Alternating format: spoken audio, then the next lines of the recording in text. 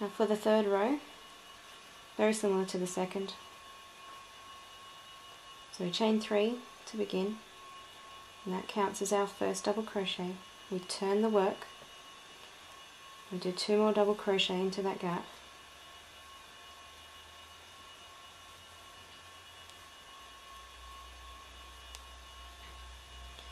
Now to jump to the corner, we only need to chain 1 and then 3 crochet. So as long as you only do your 3 chains on the corner between your sets of 3 double crochet, so like so, but only on the corners,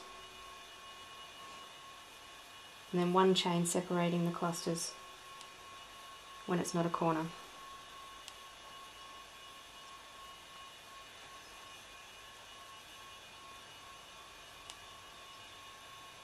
So that's the first corner complete.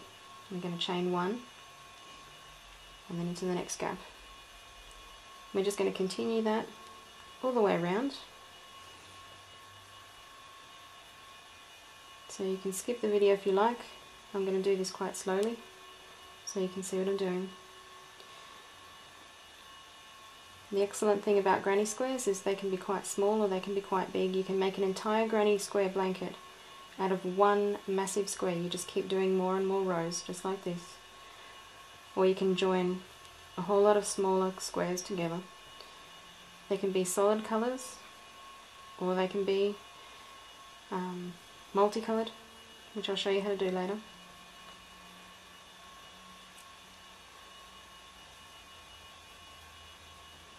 It's really up to you. They can be very bold colours, they can be neutrals. I'm a big fan of neutrals. Whoops.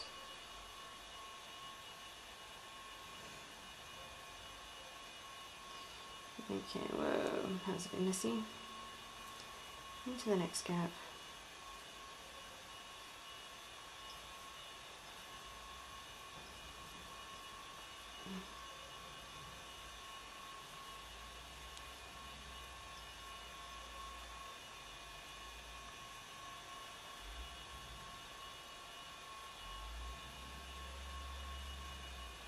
Now the excellent thing about granny squares is if you get a bunch of mates together and decide on what size square to make, you can all go away and do your own squares and then come back at the end and join them all together to make one big item.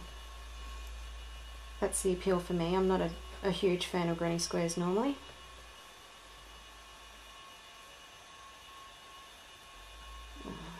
Slippery work.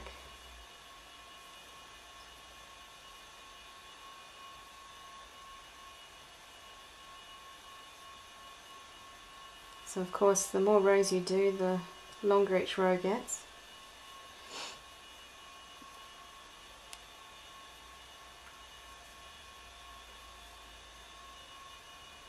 I should have chosen a better yarn to do this with. That's alright. So on the last corner now,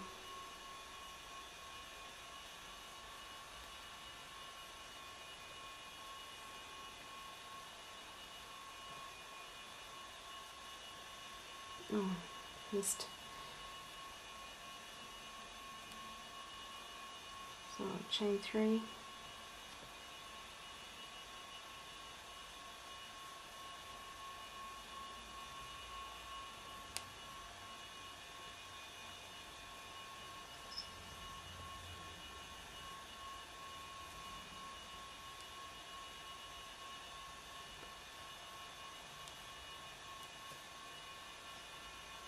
Okay, and to join, one last single chain and then a slip stitch into the last double crochet all the way through. So this is what our 3 rows of granny square looks like.